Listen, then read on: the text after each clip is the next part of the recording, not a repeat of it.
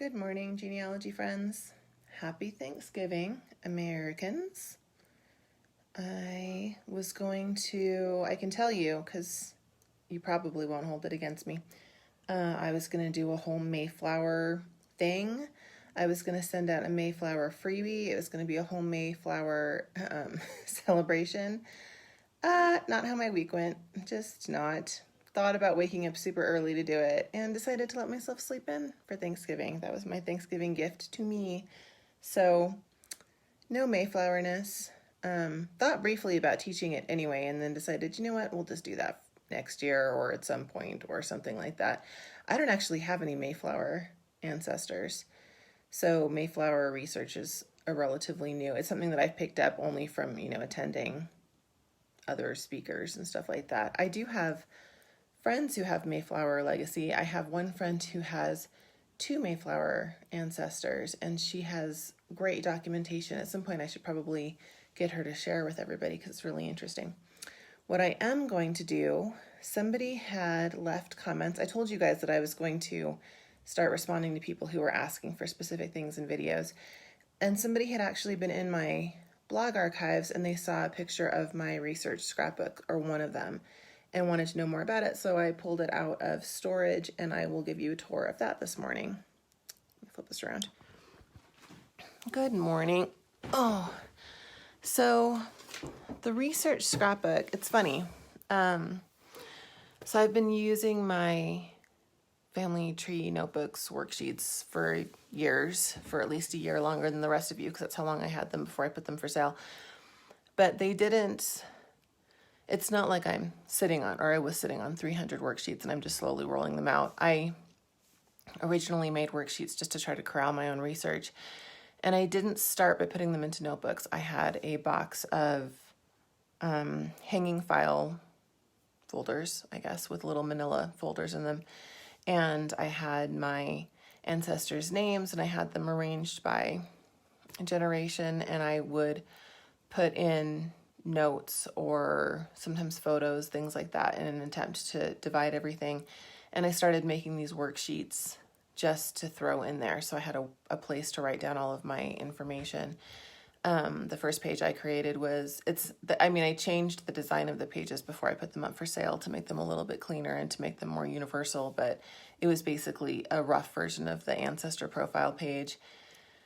And then I think I moved on to having checklists, and I know the photo checklist might be the second one that I did because I was trying to get photos of everybody.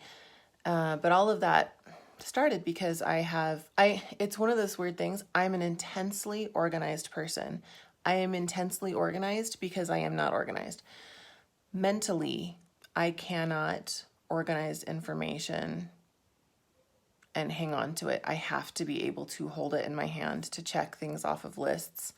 I can remember a lot of information. I am very lucky in the sense that I can remember names and dates and things like that, but I can't sort and sift very well without physically having something in front of me. For that reason, I am one of those people that I have lists and checklists and files all over my house for all different things. And when I started doing genealogy research more heavily, I developed a couple of different things places that I would collect information. One of them was that I use a bullet journal, and I still do that today. I use a bullet journal to track my research. I've talked about sharing that on here. It's the funny thing about bullet journals. If you don't know what a bullet journal is, it's just a notebook full of dotted paper, and people use the dots to make their own lists and make their own journals. Bullet journaling is a whole subset of kind of diary keeping / planning. Thing about bullet journals is that they're incredibly personal, only in the sense that most people have a system that works for them. And so you don't bullet journal with the idea that anybody else is going to see it. At least I don't.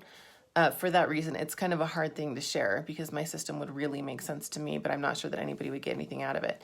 The other thing that I would do, though, is I would create these scrapbooks that were inexpensive. And the whole thing behind the scrapbook was being able to take it places, to take it with me when I did research, but especially to take it with me when I was talking to family or when I was taking it somewhere where I needed people to see what it was that I was looking for so they could help me find more information. So those scrapbooks, the difference between the bullet journal and these research scrapbooks is that the scrapbooks were designed for people to see them in the same way that I now, when I work on my family tree notebook pages, I think about them in terms of the person that's going to be reading them, not in terms of what I want to write down. So I, try to make them clean and self-explanatory and very visual, so that, somebody theoretically could pick one of these family tree notebooks or originally these research scrapbooks up if I left it behind on the bench of a train, and they would be able to flip through it and immediately know what they were looking at. Much different than the bullet journal, which would just look like chicken scratch unless you knew what you were looking for. So because of that, the research scrapbooks are part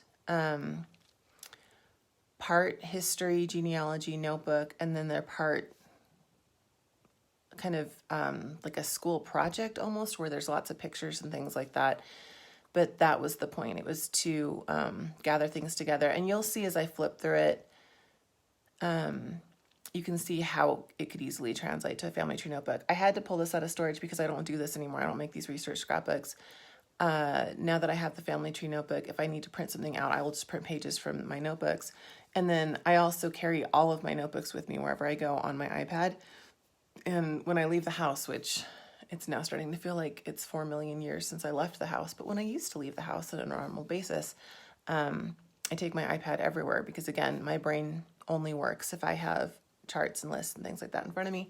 So I pretty much live off of my iPad. And so for that reason, I always have my genealogy research with me. There's no reason for me to create these external scrapbooks. But that's what it is that I'm going to show you, and that's what you're looking at. That is my lengthy explanation. Okay, what's the best way to do this? I guess I'll stand up. All right, now this is just an inexpensive composition type notebook from Target. I still buy composition notebooks pretty often. Like I said, I need to be able to write things down. There's nothing special about this notebook. It's just a notebook. This notebook was created, I was trying to research my great-grandmother. I was going to California. I mean, I was working on this project for a while, so this isn't just for the California trip, but I knew that I would be visiting California and visiting the library in Marin County. I'd be going to the city, to the orphanage where she grew up, and I would be seeing my family at China Camp. This notebook is at least, I want to say it's about 6 years old. Again, this notebook predates my family tree notebook pages. And so this is all focused on that ancestor. So when you open it, I'm going to come over here. I think there's better light. So this is the person that I'm researching. These are her children. So I have basic information on this first page, but then I added these tabs to divide the decades of her life and then people that I was also researching who have to do with her. So you've got notes. I had this whole theory going about her parentage. My great-grandmother was an orphan. So I had photos from this area that she believed she was born in. I was comparing, and then this is my DNA test. I was comparing different things. Unfortunately, this theory didn't pan out, but it's too bad because it's really, really well documented. I was comparing photos of my grandmother with these random babies from this area. I was going through the census, and this is a letter, and naming. It was a whole, I won't even get into the theory. Like I said, the DNA test later proved that this theory was wrong, but I did quite a bit of work into this. And then this is the beginning of me figuring out that something was amuck with her adoption and that there was something weird going on with the adoption agency. If you caught yesterday's video, basically there was a man who was placing white children in Chinese homes for large sums of money, which was illegal, and it caused a lot of heartache, and ultimately other children, including my great-grandmother, were then removed from their foster homes because Chinese people weren't allowed to keep white children. This is a picture of my great-grandmother with her foster mother, but this is just photo paper. This is something that I printed off so that I have something to show people This is other information. This is a shrunken copy of a statement about her adoption. Again, this is more information about like the experts that were called in, this whole other theory that I had. I mean, a lot of this is still good research, but some of it is also just rabbit hole that didn't pan out. Census information about the orphanage. You can see the different pen marks and stuff like that. I've got notes here from different times, leaving space for more research. Then this moves into her information about her in the 20s, or in her 20s, and her graduation, her friends, things from her photo albums, places where she shows up, and then information about her meeting my great-grandfather, death certificate of their baby, other brief information. This is where I had lost her for a little while, sort of. I just wasn't really sure. So there's some photos, but not a lot of notes. My research on her is much more thorough now. This is really me just compiling what I had found online with, what we had in the family, trying to fill in the gaps. Moving over into my great-grandfather and his history. This is my great-great-grandfather's store. This is not my great-great-grandfather, but this is his little store, Yukyuan Chinese store. The merchant, one of my merchant ancestors. Other articles, family photo, just printed on paper. Things about, he was in the Chinese band, the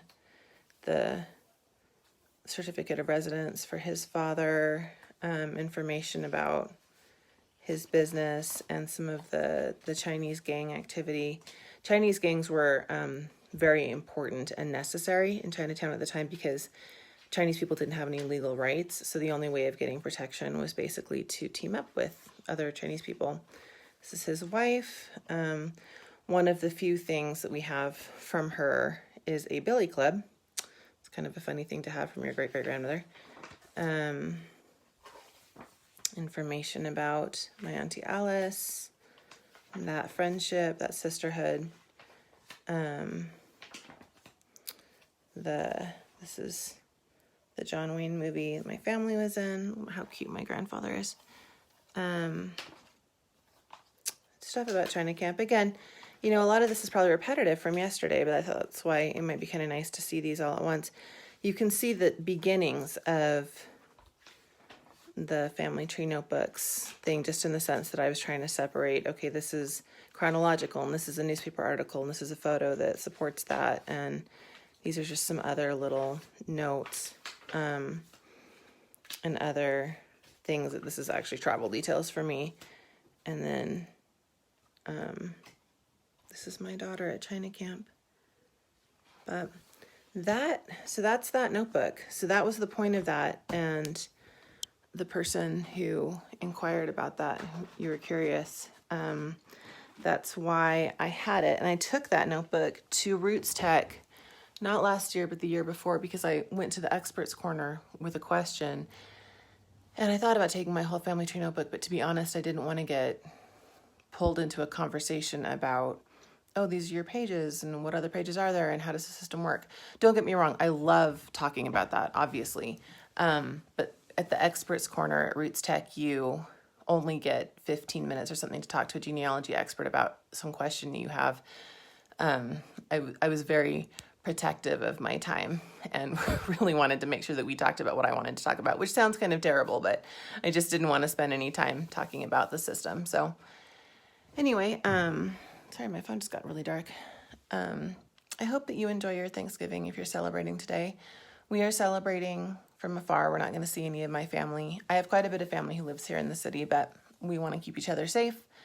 And the COVID numbers are not great in Salt Lake City, so we're not going to see each other, but I will be seeing family over Zoom, and my family and I are going to be spending the day eating in our pajamas and watching movies and just being really grateful that we're together and that we're well and that, we're going into the holiday season. So I hope that you enjoy your day. And as a little reminder, I am having a Black Friday special that starts tomorrow. I am not giving you any details until tomorrow, but I think some of you are going to be really excited about it. And it does not affect the single pages. So if you're waiting on those single pages, they will not be on sale. You know, the $2 and $5 packs, those are not on sale. But the larger bundles, you might want to stay tuned. And there will be an email about that as well. So, and I will be back here to teach tomorrow morning.